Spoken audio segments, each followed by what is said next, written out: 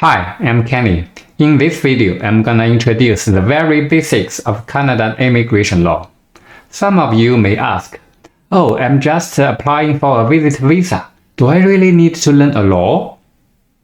Well, as we all know, Canada is a country of law. What does that mean? This simply means every aspect in this country is ruled by law, and immigration is no exception. All the immigration programs and policies come from the law. But don't get me wrong, I'm not saying that you need to learn everything in the law. But it can be crucial for us to understand how the law operates and what kind of legal framework we are working within if you want to submit a successful application. Canada's immigration law is composed of two laws. The Immigration and Refugee Protection Act. In short, we call it the IRPA. Someone may call it IRPA, but I find it confusing with another law, the Immigration and Refugee Protection Regulations. Someone may call it IRPA. You see, IRPA. Quite confusing, right? So we'll just call them the IRPA or the Act, and the IRPR or the regulations. Now let's start.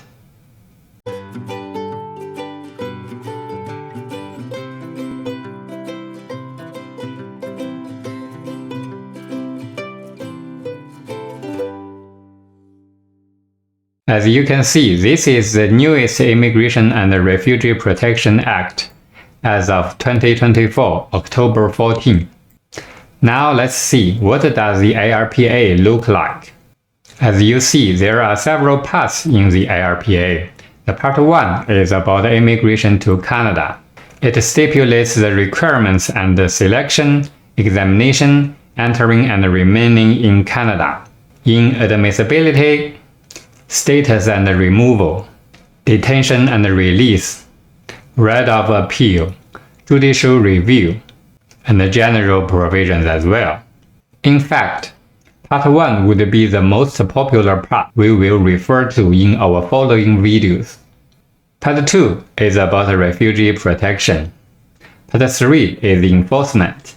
Part 4 is the Immigration and Refugee Board, which is made up of 4 divisions: Refugee Protection Division, Refugee Appeal Division, Immigration Division, and Immigration Appeal Division.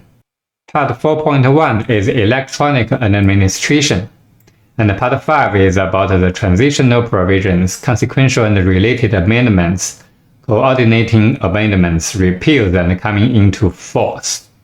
So basically, the IRPA is made up of these 5 parts. Now let's take an example to look into the details of what an article looks like. Let's look at the Article 2, Interpretations. Many definitions in the IRPA are stipulated in this article. For example, let's look at what is a foreign national. Someone may say a foreign national is a foreigner who is not in Canada. Well, what if that foreigner enters Canada? Is he still a foreign national? As we see, the IRPA here says, a foreign national means a person who is not a Canadian citizen or a permanent resident, and includes a stateless person. So what's a stateless person? Well, in some occasions, some countries may revoke the citizenship of a particular person. In that case, that person becomes a stateless person. It's quite simple, isn't it? Now let's look at the subsection 2 of this article. Unless otherwise indicated, references in this act to this act include regulations made under it and instructions given under subsection 14.11. What does this mean? Well, this simply means this act means the IRPA include regulations made under the IRPA. This may look simple, but it stipulates that the regulations, which is the IRPR, is included in the IRPA. Because, as this subsection stipulates, the IRPR is just a part of the IRPA. So the two laws, the IRPA and the IRPR, are indeed just one law, the IRPA.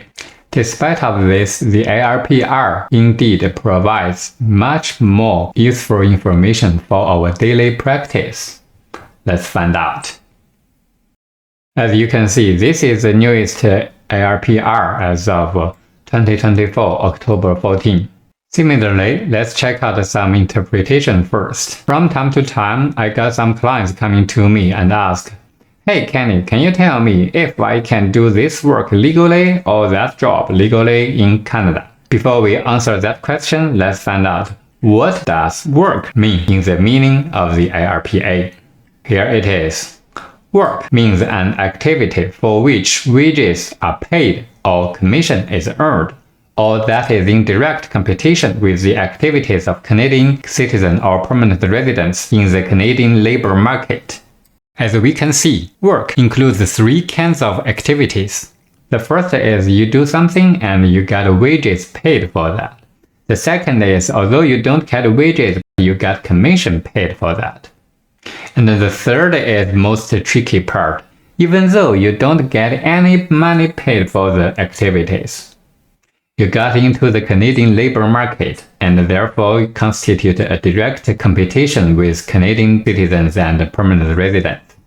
Someone may wonder that, oh, how can that even happen? Well, in Canada, there are many organizations who enroll volunteers, and many people would contribute their time into the volunteer activities. Well, let's say, for example, you want to accumulate some experience and obtain a reference letter for the purpose of your future job hunting. So you just go to a restaurant and ask, "Hey, do you need volunteers? I can do anything and I don't need your money." That would sound, of course, attractive to the boss, right? So although it looks like volunteer activities to you because you don't get money paid, however, because of you, one or two workers in that restaurant may get fired because they are no longer needed. That is exactly a case that you don't get money paid, but you are in the direct competition with the Canadian labor force. So that would constitute a work in the definition of the IRPA. And if your status is not allowed to work, that would make you a crime and consequently you can be removed from Canada. Now let's talk back to the IRPR. Does anyone still remember that at the very beginning of the COVID-19 pandemic, the Canada government provided loans to the Canadian citizens and permanent residents all over the world who are not able to pay for the sky-high priced air tickets to return to Canada? Well, you may think, what a nice government, right? It helped its people to return to their home.